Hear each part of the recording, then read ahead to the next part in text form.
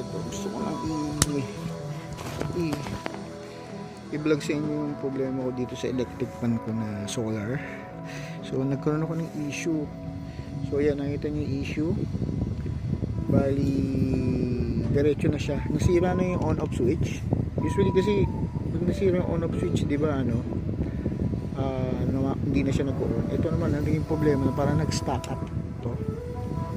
Pag diniin mo nag-o-off, pag ginayaan mo on lang siya, so nag-stack up. So ngayon mas madali sana kung masira na yung switch, pwede ko i-bypass.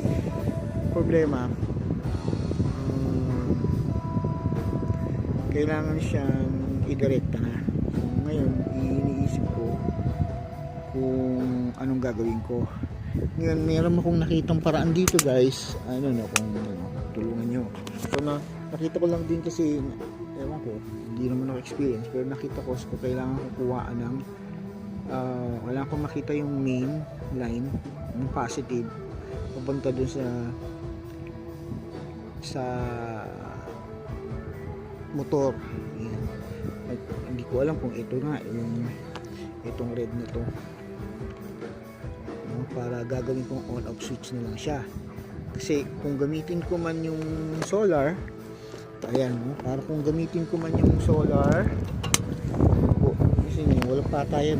Kung gamitin ko man tong solar or naka-adapter, may on off switch pa rin ako, lalagay ko dito. Actually guys, nasira ko siya kasi hindi ko buksan ko siya, so nasira. Anyway, didikit ko na lang.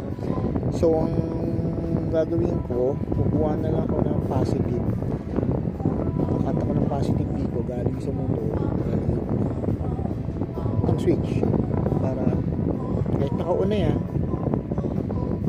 pag naka-off yung switch ng positive going sa motor, hindi siya, may control pa rin ako, diba? Tama ba ako guys? Matulungan lang po ako, hindi ako legit na electronics, pero try ko lang. Pero ito nga iniisip ko baka ito yung line, itong red na to, kasi nakita ko nakabaon dun pag dun baka ito i-cut this, tapos gawa ko siya ng linya, dalawa, lalagyan ko ng switch. Alright, patry ko, update ko kayo.